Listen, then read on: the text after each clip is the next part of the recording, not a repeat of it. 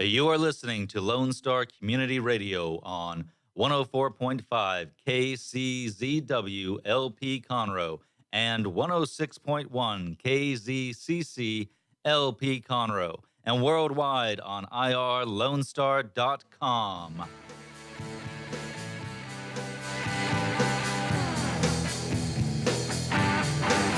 Good afternoon and welcome to the Legal Connection with Tony and Cheryl.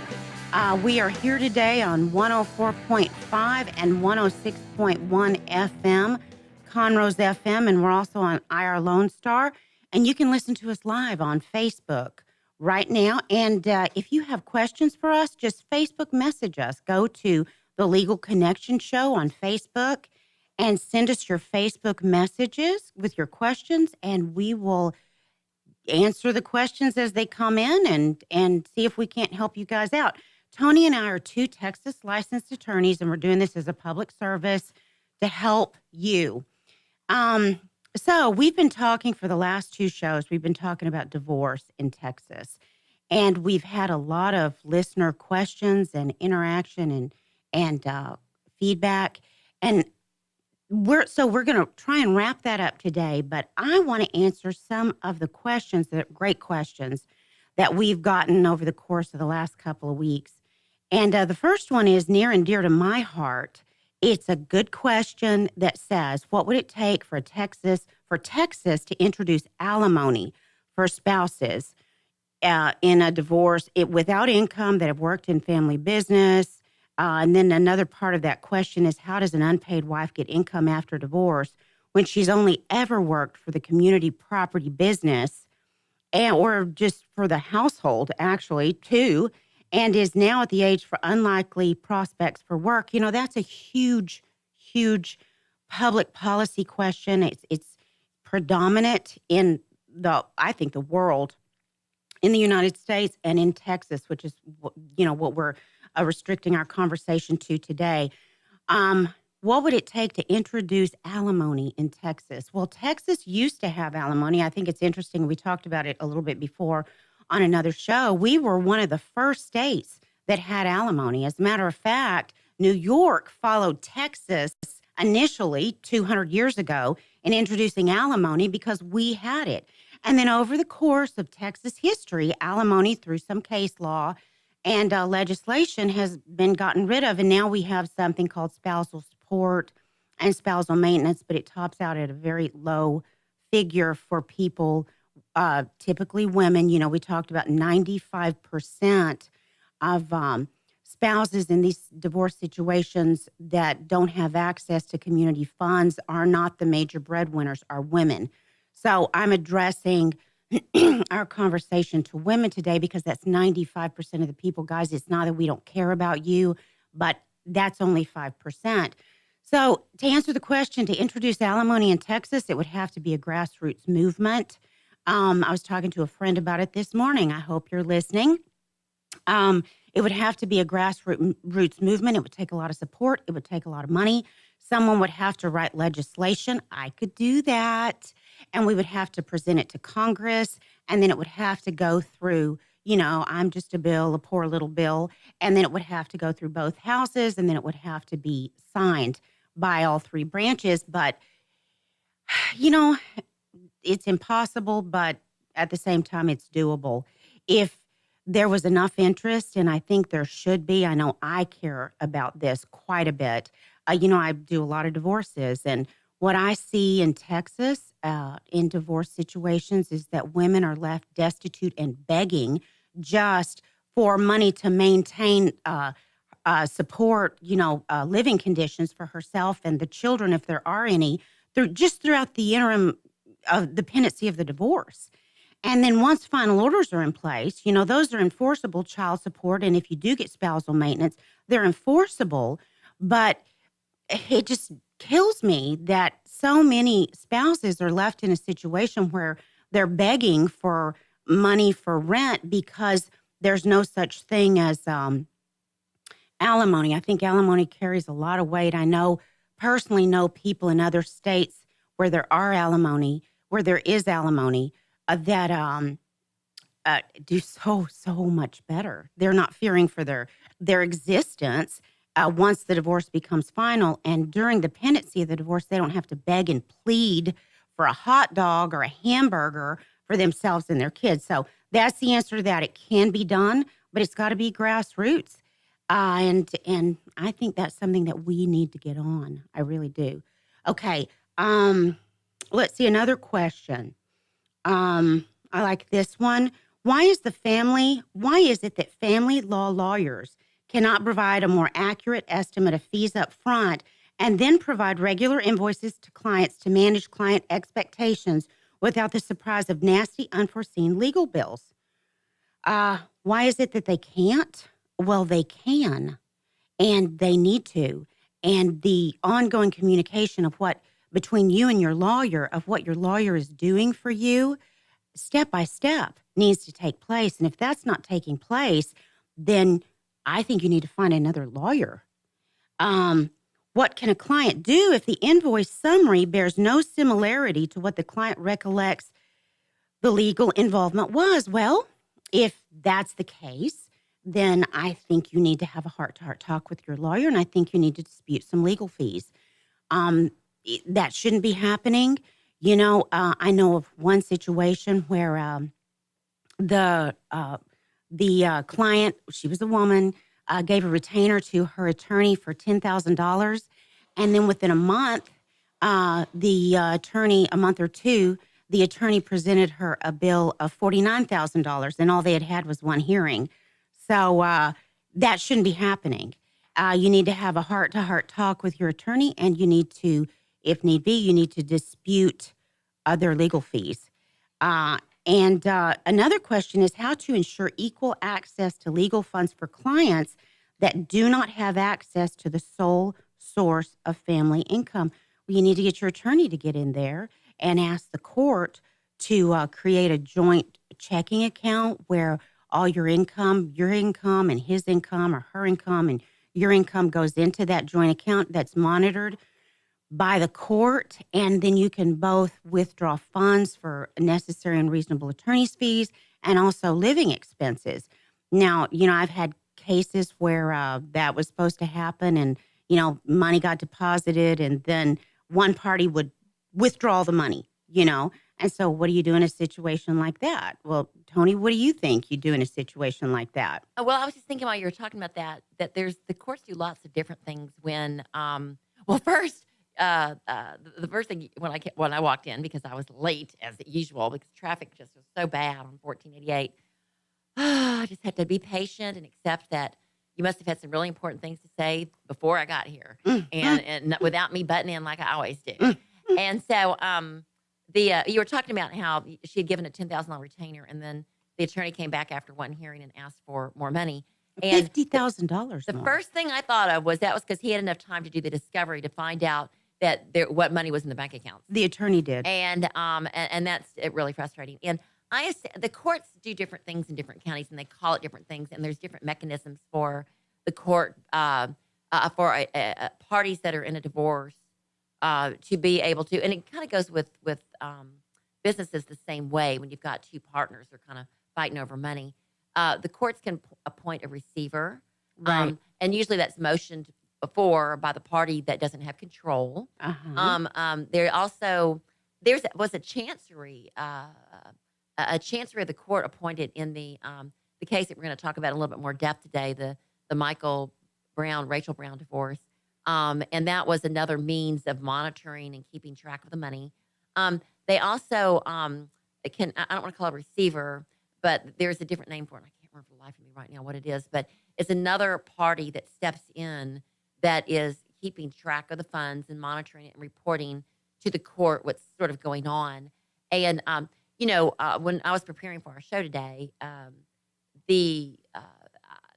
believe that they should have a full semester, not just a course, on the Rachel Brown divorce, because it had everything. Did they appoint a receiver in that case? They had a chance through the court. That's how they monitored it. And they didn't need a receiver with how well this girl managed herself. She not only had a team, she had an army of people supporting her. I think every attorney she must have attorney shopped for one thing, but the I don't know if I'll gaggle, but almost every attorney that that a big name attorney that I have known got involved in this divorce at one point or another. There was not just a team; it was a city of attorneys, and she had them going after each other, going after the husband, going. I mean, it was an amazing dance. It was a ballet of attorneys. And we're going to talk about that later in the show. But as far as ensuring equal access to funds, they're going to appoint a receiver, get your attorney to appoint a receiver. Are you guys listening? That conversation I had earlier this morning, a receiver needs to be appointed to make sure that the business doesn't just go up in flames because the other party who's got control of the business is just kind of squandering and letting it all. They're not putting them in flames. It's not going up in flames. They're very astutely moving their assets around and setting up other companies to keep the spouse from getting to their money. But the initial business that was originally they've made that one go away. That was going to be emptied out and zeroed out because that's a part of the community property, and the person that has control over it's making that go away. And then, oh, look, suddenly another company shows up that's worth a lot more that they don't have any part of because it was funded by some other investor, some lie. Right. And, I think this is a good question, too. What recourse does a client have with lawyers that seemingly lengthen the legal process and are reluctant to involve co-counsel or forensic expert advisors like accountants? And we are going to talk about that after our break. Yeah, sure. That could shorten the process. So what recourse do they have? And here's another one. Okay, in the event of sole property by one party in a marriage, how is the property value gained during the marriage treated if the other party contributed efforts or a community-owned business contributed efforts? Well, then, we already talked about that last show, and the same thing. If there's efforts that have been contributed, then there's an argument, and there should be an argument that the spouse that contributed is going to get a share of it. That's right. They get their equal contributions. So, okay, guys, send us your messages, your questions on Facebook Messenger. And you can also download Google Play and iTunes. Download us tomorrow morning and listen to us on that. We're going to take a quick break. You're listening to the Legal Connection Show with Tony and Cheryl, and we're talking about divorce. We'll be right back after the break.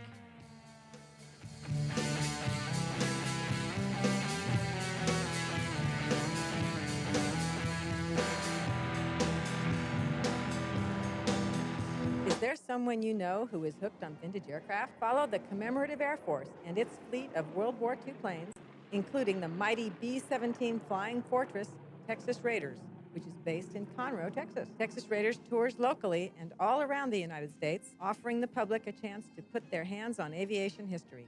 What could be a more perfect gift than a flight on a historic B-17? Taking to the sky on the iconic bomber is an experience that will never be forgotten. For the touring schedule, reservations, or more information, go to b17texasraiders.org or call 855-FLY-A-B-17. Don't forget to download the Lone Star Community Radio app from your Google Play or Apple Store. Bring Montgomery County's community radio with you anywhere with your smartphone or tablet. If you are in the Conroe area, tune in on FM. That's Conroe's FM 104.5, 106.1. If you are on the computer, bookmark irlonestar.com as your internet radio station. A Lone Star Community Radio, broadcasting 24/7 from the heart of downtown Conroe, Texas. Did you know there are more than 790 abused and neglected children currently in foster care in Montgomery County? Will you help make a difference? I'm Allie Stevens with Casa Child Advocates of Montgomery County. We train and support volunteers to be the voice of children in the foster care system. Kids are removed from their home because of abuse and neglect, and we need volunteers just like you to advocate for these children. To learn more about becoming an advocate, please visit CasaSpeaksForKids.com. That's CasaSpeaksForKids.com. Hispanic Chamber Connections with Dr. Carlos Sanchez, President of the Woodlands Conroe Hispanic Chamber of Commerce, featuring event announcements, member highlights, and more. Tuesdays at 1 p.m., broadcasting from the heart of Conroe, Texas on irlonestar.com in Conroe's FM 104.5, 106.1. A Lone Star Community Radio is Montgomery County's radio station with talk, music, weather, and traffic for Montgomery County. Have a question or comment about one of our shows? Want to know how to reach a host? Just contact the station at irlonestar.com or call in and leave a message at 936-647-3776. Get involved with your community with the Lone Star Community Radio. Have a legal question? Are you a resident of Montgomery County? Call 281-645-6344 to talk to a volunteer attorney from the Woodlands Bar Association. We answer the phones on the first Monday of every month at 281-645-6344 from 5 p.m. to 8 p.m. to provide general legal information and information about legal resources to Montgomery County residents. Hey guys, this is Connor. This is Dick. This is Chris. And we're with the Ticket Stub Podcast every Thursday live at noon on 104.5 and 106.1 FM in the Conroe area. Also, anytime at irlonestar.com. You go to irlonestar.com/TTS. You can find all of our social media. And don't forget, we give away 2 tickets to the Grand Theater on every show. If you like movies and you like complaining or celebrating anything that has to do with the silver screen, check out the Ticket Stub Podcast and join us every Thursday at noon o'clock on Lone Star Community Radio.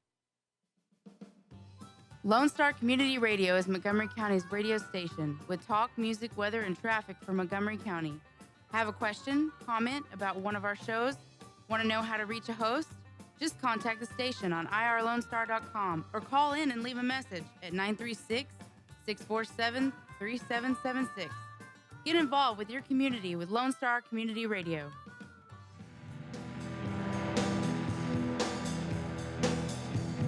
Welcome back to the Legal Connection with Tony and Cheryl. Today, Tony and I are talking about divorce, and we're saying that it's from a woman's perspective, but it's really from the perspective of the person that's not the breadwinner. And in 95% of the cases, that's the woman. So speaking of women, we're going to talk just briefly about Our Lady of Guadalupe, because we were talking about that last week, and it came up, and I'm only going to have a short little talk about this, but it's so important because her feast day this is time tomorrow. of year. When did this happen, it's Tony? the Christmas season. It actually, here's the brief story of Our Lady of Guadalupe, and the reason it's important is because if everybody sees that little picture of Our Lady of Guadalupe, who is the Blessed Mother, as she appeared to Juan San Diego in Mexico City, I mean, it's all over Houston. You see it in front of Catholic churches. You see it.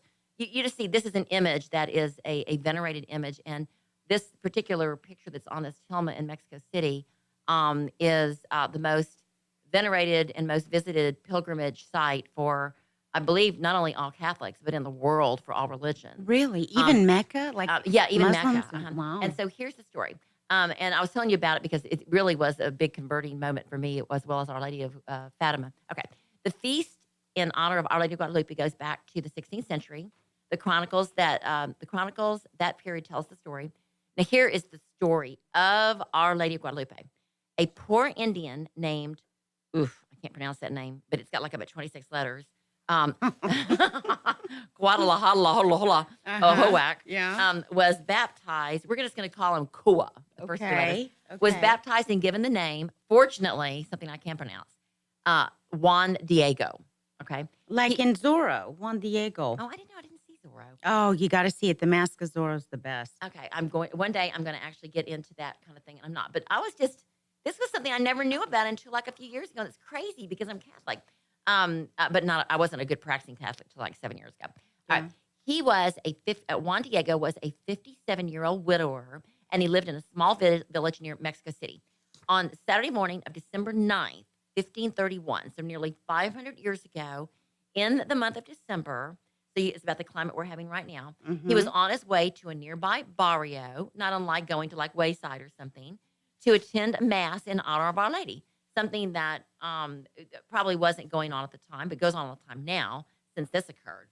Juan was walking by a hill called Tepeyac, another word I can't pronounce, but it's a little village very close to Mexico City today. When he heard beautiful music like the warbling of birds, a radiant cloud appeared, and within it stood an Indian maiden dressed like an Aztec princess. And Mary appears as a Marian apparition in the areas that she appears in, sort of what she looks like in that area. So Our Lady of Fatima is how the Blessed Mother looked when she visited the city of Fatima in Portugal. Our Lady of the Pillar is, they call it that, she was on a pillar, but she visited Spain and she looked like a beautiful Spanish princess. So here she looked like an Aztec princess, though, and always beautiful. Everyone always describes her as the most beautiful thing they've ever seen. Anyway, the lady spoke to him in his own language, as she always does, and sent him to the Bishop of Mexico, a Franciscan named another Juan de Zumárraga. Anyway, we'll just call him Juan Z. The bishop was to build a chapel in the place where the lady appeared.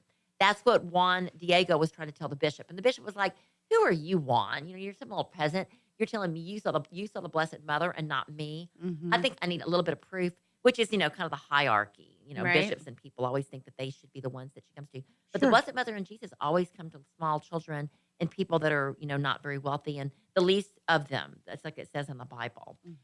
Eventually, the bishop told Juan to have the lady give him a sign.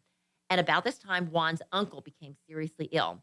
This led poor Juan to try to avoid the lady. So he was trying to get around having to see her again because he wasn't doing what she said. So he was going to be bad. But you can't hide from Mary. I mean, she's everywhere. Yeah. This led poor Juan to avoid the lady. Nevertheless, the lady found him, assured him that his uncle would recover, and provided roses for Juan to carry the bishop to the bishop in his cape or tilma. And I will tell you this. There's other stories that are a little bit more in depth with this. Actually, the roses were a special kind of rose that didn't even grow in that region, but he found them on the mountain or the little hill where he was at. And he put them in his tilma because she said to go pick those and bring them back to the bishop. And he carried them like in this little tilma, which is like just a cloak, like a $10 cheapy little cloak that he wore. And like a poncho. Like poncho dio. Yeah, like a poncho. Okay. And he put it in this white tilma that he was carrying. And he just carried it the whole way, like a 40-minute, 5-mile walk or whatever it was, over to where the bishop was. Now, remember, bishops came over like it says in the Book of Mormon. He came over, the Book of Mormon says that Jewish people came over way before America was even established, 5,000 years ago. And in the Book of Mormon, Joseph Smith says ancient Jews came over in ships and buried these books for Joseph Smith to find, which it's so funny if you watch the play that he says in the song "I Believe." He says, "I believe ancient Jews came over with ships and they buried this stuff over in Missouri." Right. So anyway, so there were pilgrims coming over from the Holy Land for many years, and so there were bishops here in the Aztec region trying to convert the Indians, and that's how Juan de, we'll call him Z, Zumárraga or whatever his name is, ended up here. He didn't expect Juan, this long name, Juan Diego, to see Mary for sure. Right. Why wouldn't the bishop see him? He's the one that came over to do all the bishop work. Right. So anyway, he goes over to the bishop and he's got these roses in his tilma. On December 12th, which is tomorrow, so it's the feast day of Our Lady Guadalupe, he became Saint Juan Diego. But when Juan Diego opened his tilma in the bishop's presence, and he was waiting out in the little foyer for this guy forever because he was kind of being disrespected, the roses fell to the ground and the bishop sank to his knees, as everyone that saw this did. On the tilma, where the roses had appeared, was an image of Mary exactly as she appeared on the hill at Tepeyac. And it's the exact same reflection that we see today. I'll kind of show it for our viewers so you know which one I'm talking about. This is, I don't know, here. Can you see that? Here? Okay. Yeah, right there. So you see this is not the full picture, but this is what the Our Lady of Guadalupe looked like. And it's still the same image 500 years later that they now have, like, enshrined with the church that she asked Juan Diego to have the bishop build. This is the same image. It's the same tilma 500 years later. So are you saying that that's exactly the same image? It hasn't aged, It hasn't or aged, and it still has the colors and all that is stuff? now it's a miracle. It's tried to be bombed several times and they can't bomb it. It's always 98.6 degrees. They've had, over the years, people try to replicate it and try to show that it was just this was a trick. and they can't because they'll make one and they'll paint one, and then it'll disintegrate after like 8 years. This thing was exposed for 150 years without any sort of, like they do in the Louvre, where they keep everything where you can't take flash bulb pictures and all that. This was just exposed, and it was a $10, what you would imagine, a piece of cloak that should have deteriorated to nothing. And today it is still completely intact. Still, the colors are vibrant. No one can recreate it. They've had all these scientists do all these tests on it, and it said it had no understrokes of the brush. There was no reason why this image is still on that cloak. It is a miracle. And it says Mary's appearance to Juan Diego as one of the people is a powerful reminder that Mary and God who sent her accept all peoples, not just, Caucasians or the Jewish people or, Buddha or whatever, that you accept all people, including the Aztec Indians. And in the context of the sometimes rude and cruel treatment of the Indians by the Spaniards, and this would go with anybody that's been downtrodden, the apparition was a rebuke to the Spaniards and an event of vast significance of the indigenous population. While a number of them had converted before this incident, they now came in droves. According to a contemporary, a chronicler or person that kept records, 9 million Indians became Catholic in a very short time in 1531. In these days, when we hear so much about God's preferential option for the poor, Our Lady of Guadalupe cries out to us that God's love for and the identification with the poor is an age-old truth that stems from the gospel itself. And, I think I gave you a little printout, and there's 4 really, really big things about Our Lady of Guadalupe, including that it's never been destroyed. They've had terrorists try to destroy it, that it's nearly 500 years old, and that the painting still has the same vibrant colors. Miracles have happened. If you go now to try to visit, and I unbelievably have not visited Mexico City to see this shrine. Yeah. And it's got like a little escalator. I mean, it's really built up, but it's the same Tilma. And they said that they did like a picture of her eyes, and they did like a scientific like they magnified it many times. And they said that they've shown, and they've also documented this, that there's the picture of a real eye that's got the reverse, the 3 different sort of images you see upside down and what have you. That the image in her eye is the image of the Juan Diego, the bishop, and the people that were there when the roses at that moment. That's in both of her eyes. Wow. And so it's a very venerated picture. And of course, Mary appears. There's been many Marian apparitions, and they say miracles happen when you visit these sites. But really, if you just have faith, particularly in this Christmas season, faith, hope, and love, that Jesus did come and because you know so much more about, and you say it so much more eloquent than me, but he did come down here to forgive our sins, and there is a God, and if you have faith, he came down here for what? I didn't understand. He came down here to make, because of the original sin. He came down here to absorb those sins for us, so we can go to heaven. But right. You have a much better way of saying that than I do. What is your take on that? Why did Jesus come down here?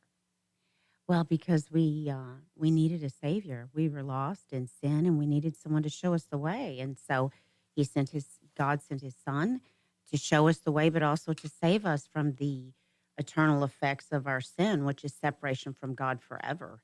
And so he came to help us, show us the way, deliver us from the consequences of sin and separation from God, and also to provide a way for us to be with him forever. Hard concept for anybody here on earth to really absorb, even children, because I think it's an easy concept. I think it's a difficult concept, because I do criminal defense. I don't believe that people that are doing these things actually have an evil heart. I think maybe there's an evil spirit. But I think little kids understand that sometimes they're bad and their friends are bad, and that there's forgiveness. I think it's easier for kids to understand. It's much easier for a child than it is a more hardened person who kind of forgets that childlike quality that we have. But I will say this. I live by this. I think that if we try to model our actions by the way Jesus responded and Mary responded, even as hard as that is and as odd as it is, in this day and age, that if you question what you're doing, if you think just sort of like, what would Brian Boitano do by South Park? If you think, what would Mary do, or what would Jesus do, or what would he say in this situation? That's what he's asked us to do more than anything else, to venerate him, to know that God is our number one, and to know that the most important thing we do, like we say at the end of every show, is to serve others, serve God by serving others. But if we venerate his behaviors, Jesus' behaviors, because that's why God, I think, gave it that to us like that, to see how he behaved.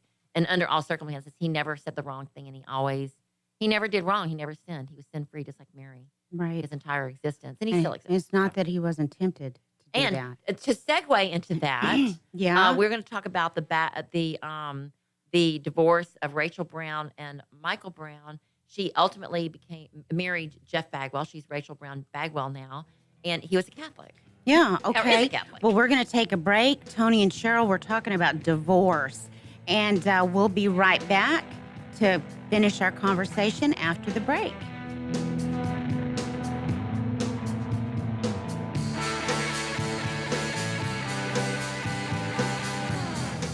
Health Center Southeast Texas is a federally qualified health center. We accept Medicare, Medicaid, and most major private insurances. For our self-pay patients, we have a sliding scale discount program available. Our health centers have qualified providers and staff striving every day to provide the best quality of care to our patients. Services offered are family medicine, behavioral health services, telepsychiatry, and pediatrics. We have 4 area locations. Look up the Health Center Southeast Texas online at hcset.com. Hey, Montgomery County and online listeners. Thank you so very much for checking out Jazzy Vibes with Soul. What? You haven't done so yet? Well, you've got to tune in. Hi, I am the host of Jazzy Vibes with Soul, Miss CeCe Holmes, and I invite you to check us out every Friday and Saturday from 7 until 9 p.m., where you will get the best in old school R&B, and of course, a little smooth jazz to make it jazzy. So tune in. That's right, tune in every Friday and Saturday right here on Conroe's 104.5 and 106.1 FM, or worldwide at irlonestar.com. A Lone Star Community Radio is ready for the summer. If you or anyone you know is looking for summer internship opportunities, a Lone Star Community Radio is a great place to grab the mic and be on the air. A Lone Star Community Radio offers a great opportunity to those interested in learning about the radio world all year round. Be an on-air personality, talk show producer, or YouTube, TV, podcast editor. Contact the station at info@irlonestar.com or call the station's message line at 936-647-3776.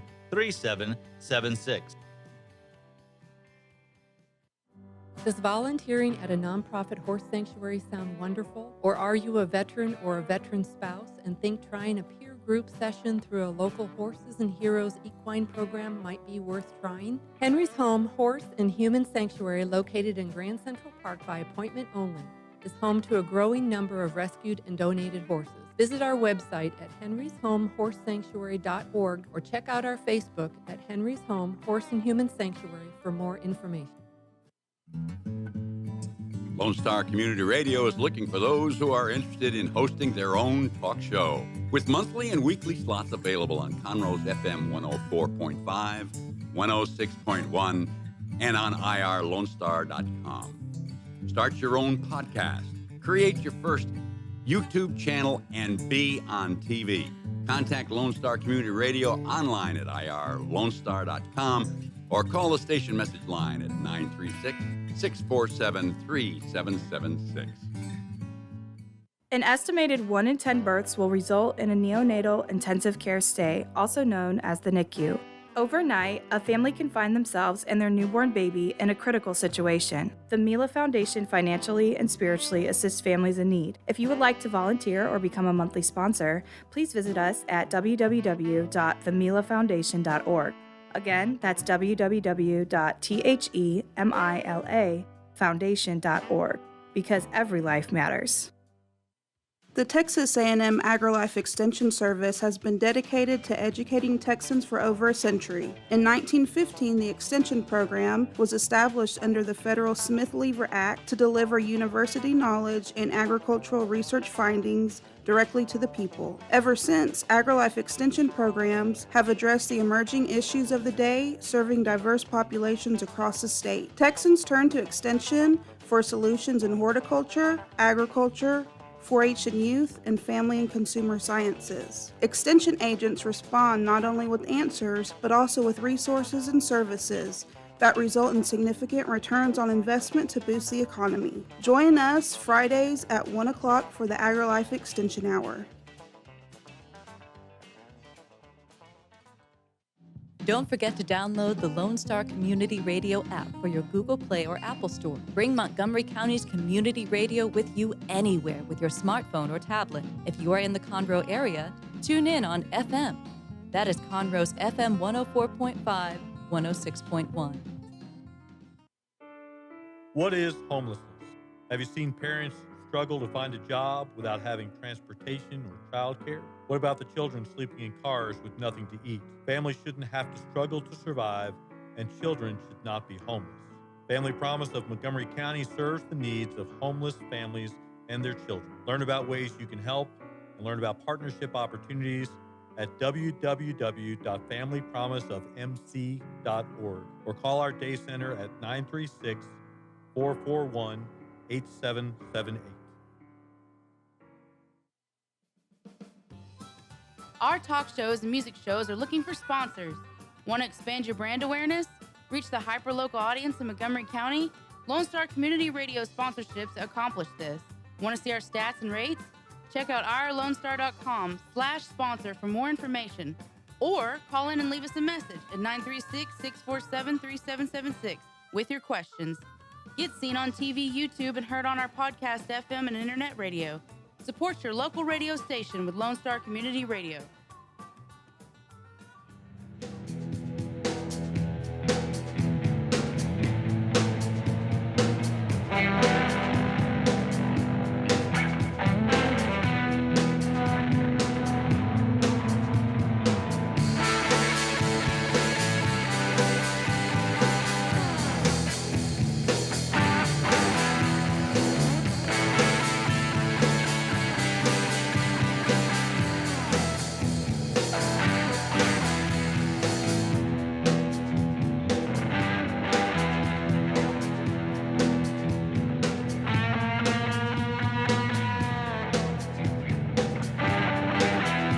Welcome back to the Legal Connection with Tony and Cheryl.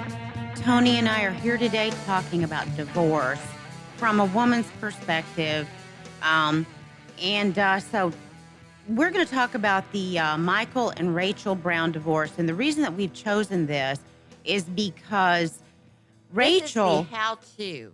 Rachel did everything she could possibly do to get in there and defend her interests. And, I mean... What was it, Tony? $11 million spent on attorney's fees at the beginning. I don't even have all the facts. That's how complex this case was. I can just tell you that if you want to look at the mudslinging between parties and attorneys and experts and all these different courts, and if you've got the energy and this is all you want to devote your time to because you're that angry about it, right? This is how you're going to waste your life. Yeah. This is the divorce that you want to look at just as a roadmap of ideas because they had it all. This is a law school, not just a class, but a semester of what you can do. Sort of like I say, a roadmap on different options that you have. Okay. Ladies, I just want to let y'all know y'all do have a user question submitted via Facebook Messenger. So when we're done with this topic, I'll relay that to you. Okay. Okay, now, great.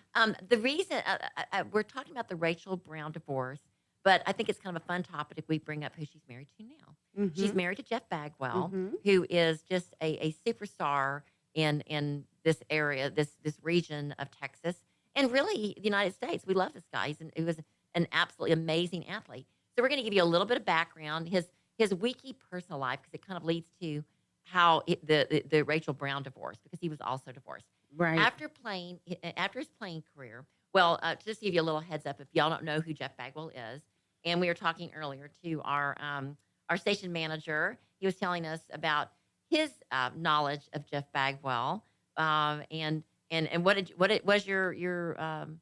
tell us? What do you know about Jeff Bagwell? I just know he played for the Houston Astros pretty much his entire career, and he randomly pops up, say, in the Chronicle, or that's the local Houston paper, that he did something giving back to the community, opening a restaurant, So he's socially active still. Yeah, it was him and Craig Biggio seemed like buddies in the Yes. sense of they're always together when they're doing stuff. Yes, And this basically, and you're exactly right. They were like, I just remember them. They were a little bit younger than me, but such prolific athletes and Yeah. such a big part of the Astros program. Anyway, he was born in 1968, an American former professional first baseman and coach who spent his entire 15-year Major League Baseball playing career with the Houston Astros. And that's unheard of. People are usually traded back and forth. Originally a Boston Red Sox fourth-round selection from the University of Hartford.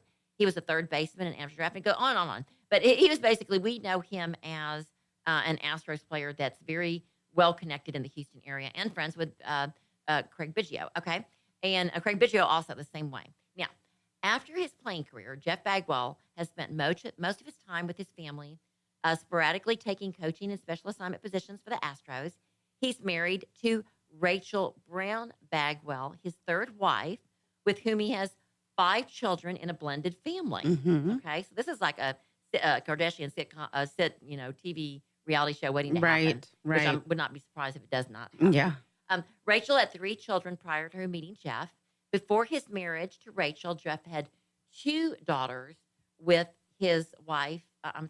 2 daughters with Blake and Bryce.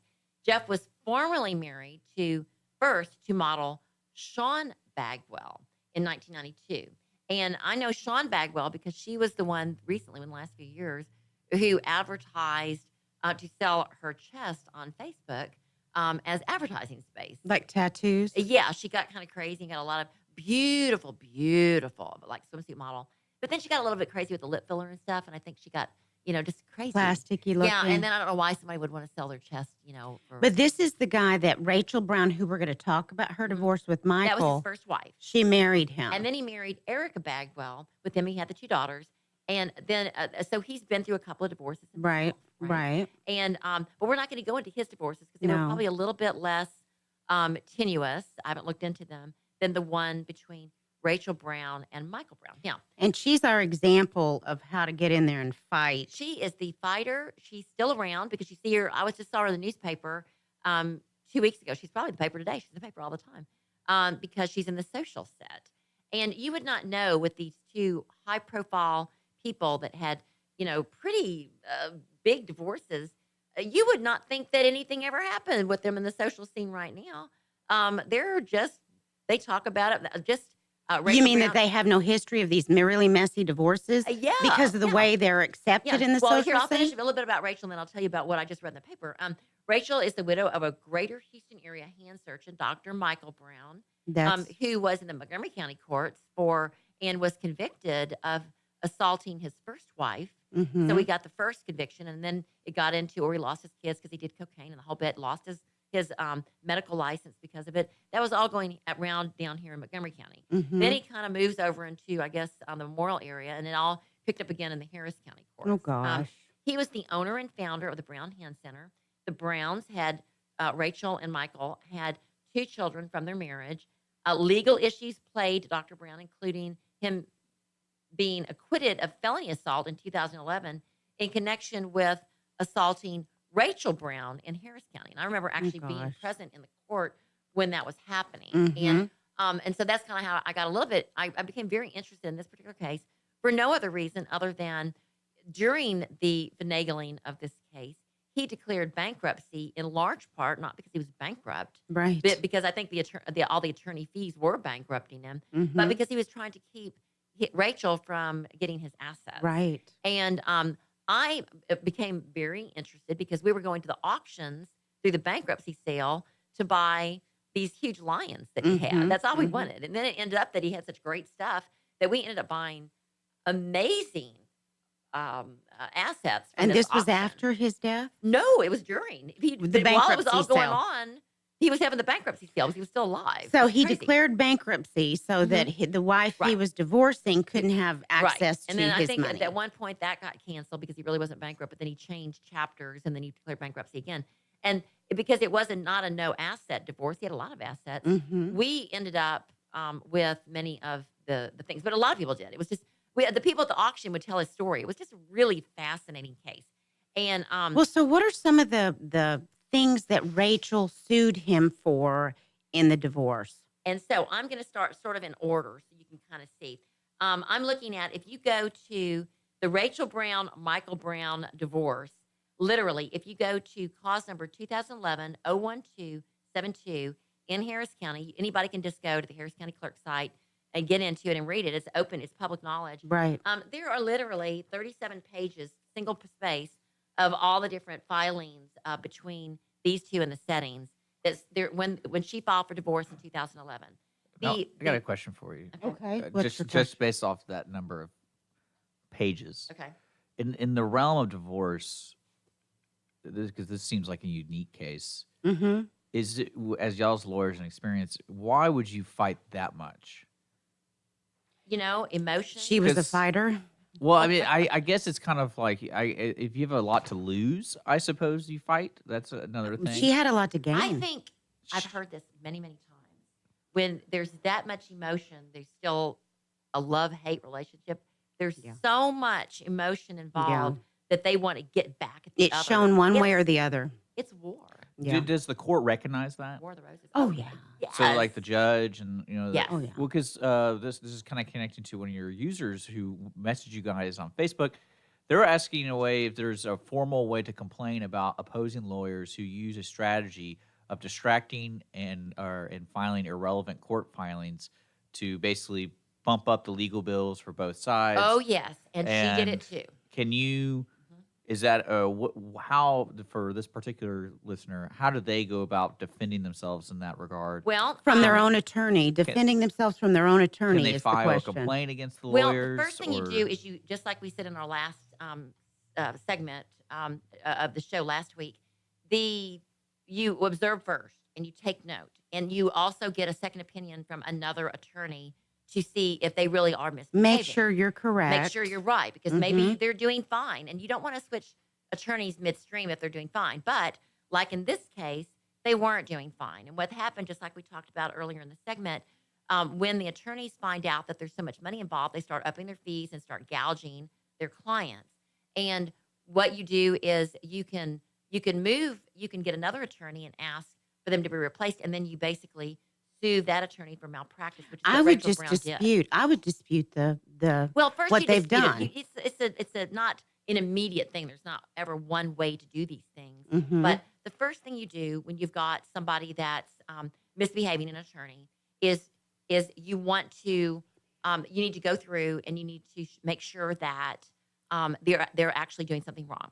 What Rachel Brown did, though, to kind of cut to the chase here, was she after she had this cadre of attorneys that went through this entire divorce situation, she went back after all was said and done, and she sued a majority of them for malpractice with another set of attorneys. Yeah. Because they didn't make offers they were supposed to make. Right. She showed that at least one attorney, which is a big, very well-known attorney in Houston, charged her $11 million, and she got nothing out of it. And that was just one of her, like, 5 Many. sets of attorneys. But she had tons of them. They ended up settling because he probably knew. But even after her husband either committed suicide or died or whatever, and they didn't even finish the divorce, it was because 4 years after he died, she was suing her attorneys and his attorneys. Oh, good night. And because they put themselves as secured creditors in the bankruptcy estate and not her. So they got the first part of the bankruptcy money. And she didn't even get it. She knew she never gave up, and she still hasn't given up. She's Well, still good for suing them all. her. She's got so much energy. Well, so that's all the time that we have for today. But I just be want to, continued. yeah, this is to be continued. And we thank you for listening. You can still send us your questions on Facebook Messenger. Send us your questions at legalconnectionshow.com. And we'll be here next Tuesday from 12 to 1. And Serve God by serving others. have a great week, guys.